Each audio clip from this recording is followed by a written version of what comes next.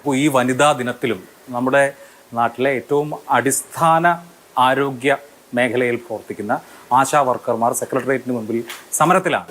അപ്പോൾ അങ്ങനെ ആ വിഭാഗത്തെ, ഇപ്പോൾ ആരോഗ്യ പ്രവർത്തകർക്കിടയിലെ ഏറ്റവും അടിസ്ഥാന വർഗ്ഗ തൊഴിലാളികളെന്ന് വിളിക്കാൻ കഴിയുന്ന ആശാ വർക്കർമാർക്ക് ഈ വനിതാ ദിനത്തിലും സമരം ഇരിക്കേണ്ടി വരുന്നത് എന്തുകൊണ്ടാണ് സർക്കാർ അത് അഡ്രസ്സ് ചെയ്യാത്തത്?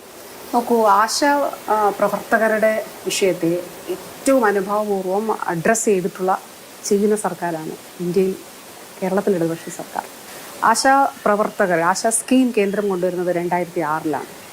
2005-2006 സാമ്പത്തിക വർഷം. ഇത് 2011 മെയ്യിൽ അധികാരത്തിലെത്തിയ UDF സർക്കാർ 2013 മാർച്ചിലാണ് ആവുന്നത്. അന്നും വലിയ സമരങ്ങൾ അതിൻ്റെ ഭാഗമായിട്ട് നടന്നു. 500 രൂപ. അപ്പം ഞാൻ കഴിഞ്ഞ ദിവസം നിയമസഭയിൽ പറഞ്ഞിരുന്നു, എൻ്റെ കണക്കുകൾ സഹിതം പറഞ്ഞു. ഓരോ വർഷവും ഒരു വർഷത്തെ ഓണററിയും ഇൻസെൻറ്റീവും ഒക്കെ, അത് ഞാൻ അന്നത്തെ വാർത്താക്കുറിപ്പുകളൊക്കെ ഉദ്ധരിച്ചാണ്. പിന്നീട് നമ്മുടെ ബജറ്റ് എക്സ്പെൻഡിച്ചർ കൂടി കൂട്ടി ചെയ്തിട്ടാണ് പറഞ്ഞത്. ഓരോ വർഷം കഴിഞ്ഞിട്ടാണ് മുൻ വർഷത്തെ ഓണററി നൽകിയിരുന്നത്, ഇൻസെൻറ്റീവ്സ് നൽകിയിരുന്നത്. അപ്പോൾ അത് 900 രൂപ വരെയായിട്ട് വർദ്ധിപ്പിച്ചു. അവർ പോകുന്ന സമയത്ത് 1000 രൂപ പ്രഖ്യാപിച്ചിട്ട് പോയി. അപ്പോൾ കഴിഞ്ഞ LDF സർക്കാർ 2016-ൽ 1000 രൂപ കൊടുത്തുകൊണ്ടാണ് തുടങ്ങിയത്. അപ്പോൾ ആ ഒരു രീതിയിലാണെങ്കിൽ 100 രൂപ വീതം വർദ്ധിപ്പിക്കുകയാണെങ്കിൽ 1800 രൂപ അല്ലെങ്കിൽ 1900 രൂപ ഓണററി വർദ്ധിപ്പിക്കേണ്ട സാഹചര്യമാണ് ഉണ്ടായിരുന്നത്. പക്ഷെ അങ്ങനെയല്ല ഇടതുപക്ഷ സർക്കാർ ചെയ്തത്.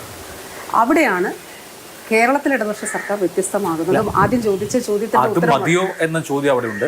എന്ന് മാത്രമല്ല, ഈ സ്കീം തുടങ്ങിയ സമയത്ത് 2 മണിക്കൂർ നേരമുള്ള ഒരു വോളണ്ടിയർ പ്രവർത്തനം എന്നുള്ള നിലയിലായിരുന്നുവെങ്കിൽ പിന്നീട് നമ്മുടെ തന്നെ സ്റ്റേറ്റ് സ്പെസിഫിക് ആയിട്ടുള്ള ആരോഗ്യ പ്രവർത്തനങ്ങൾക്കും അവർ ഉപയോഗിക്കുന്നുണ്ടല്ലോ. അപ്പോൾ അവർക്ക് ജോലി ഭാരമുണ്ട്. അപ്പോൾ അത് കണക്കിലെടുത്താൽ ഈ പറയുന്ന ഇൻസെൻറ്റീവ് അല്ലെങ്കിൽ കേന്ദ്രം വിഭാവനം ചെയ്ത ആ പണം മതിയോ എന്ന അടിസ്ഥാന പ്രശ്നം അവിടെ നിൽക്കുന്നുണ്ട്.